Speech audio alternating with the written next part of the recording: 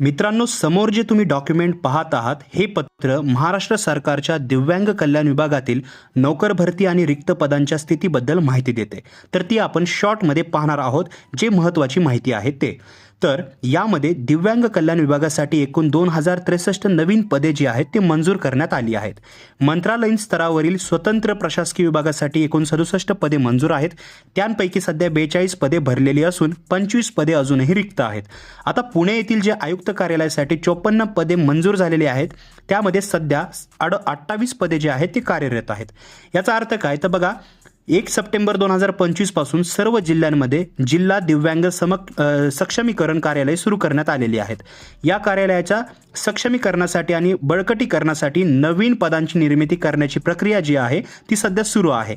याचा अर्थ आहे लवकरच जिल्हा स्तरावर मोठी भरती येऊ शकते.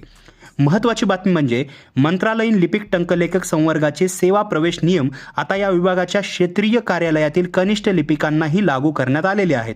यासाठी महाराष्ट्र लोकसेवा आयोगाकडे मागणी पत्र पाठवण्याची जी कारवाई आहे ती सुरू आहे. म्हणजेच कनिष्ठ लिपिकांची पदे MPSC मार्फत भरली जाऊ शकतात.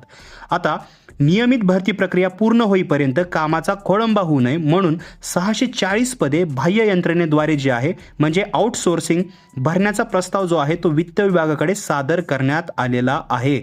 म्हणजे आपल्याला लवकरच याची भरती जी आहे ती पाहायला भेटू शकते. तुम्हाला याची तयारी ठेवायची आहे. जसं या रिगार्डिंग आपल्याला भविष्यामध्ये अपडेट्स येतील त्या तुम्हाला सांगितल्या जातील. तुमच्यासाठी सल्ला आहे, लिपिक टंकलेखक पदासाठी तयारी करणारे विद्यार्थ्यांनी अभ्यासावर लक्ष केंद्रित करावे, कारण मागणी पत्र लवकरच आयोगाकडे जाणार आहे. सद्यस्थिती जर पाहिली तर जिल्हा कार्यालयांसाठी नवीन पदे निर्माण करण्याचे काम सुरू आहे. त्यामुळे लवकरच आपल्याला ही भरती जी आहे किंवा जाहिरात आहे ती अपेक्षित आहे. त्यानुसार तयारी सुरू ठेवा. जशी फ्युचर अपडेट याबद्दल येईल तशी तुम्हाला सांगितली जाईल. त्यासाठी चॅनलला सबस्क्राईब करा, बेल आयकॉनवर प्रेस करा आणि त्या ऑल नोटिफिकेशनवर क्लिक करायला विसरू नका.